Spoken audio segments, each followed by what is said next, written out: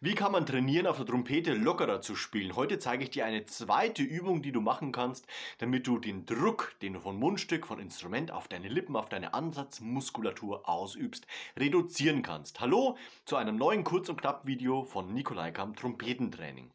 Ich habe dir letzte Woche schon einmal gezeigt, dass du die Trompete so halten kannst. Das Problem an dieser Übung, wir sind natürlich hier sehr wackelig unterwegs und eine richtige Ansatzposition zu finden, ist schwierig. Ich habe mir Gedanken gemacht und mir ist eine zweite Übung eingefallen, und zwar, wenn wir unsere Finger folgendermaßen positionieren, unsere Zeigefinger, einen vorm Ventilstock und einen hinter dem Ventilstock. Sobald ich spiele und drücke, rutschen meine Finger nach hinten. Das heißt, ich kann natürlich auch dementsprechend beim Stimmzug den einen Finger von der linken Hand und den anderen beim Ventilstock von der rechten Hand positionieren. Sobald ich drücke, ihr seht es, rutschen meine Finger in Richtung Nase. Das heißt, ich habe hier aber auch insgesamt eine stabilere Haltung der Trompete. Das heißt, ich kann hier auch vernünftig einen Ansatz formen, ohne Druck, weil sobald ich drücke, rutsche ich. Und dementsprechend kommt natürlich erstmal kein Druck zustande, beziehungsweise ich kann mich natürlich dann korrigieren, sobald ich merke, jetzt passiert wieder, ich drücke wieder. Dementsprechend wieder die Finger, wie gerade eben gezeigt, positionieren. Ansatz finden.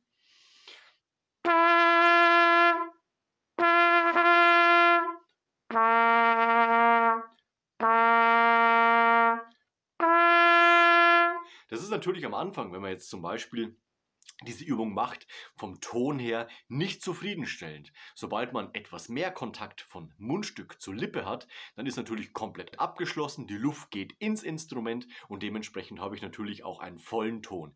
Wichtig ist immer, diese Übung machen wir, um Druck zu reduzieren. Das heißt, wenn ich stark drücke, möchte ich natürlich lockerer spielen. Das heißt, ich muss mich darum kümmern, dass ich weniger Druck von Mundstück auf Lippe ausübe. Da können uns diese Übungen helfen. Und ich würde immer empfehlen, fang erstmal auf ein G1 oder C1 an. Sobald das gut funktioniert, du nicht mit den Fingern wegrutscht, dann kannst du gerne auch nach oben gehen, zum Beispiel zum C. C2.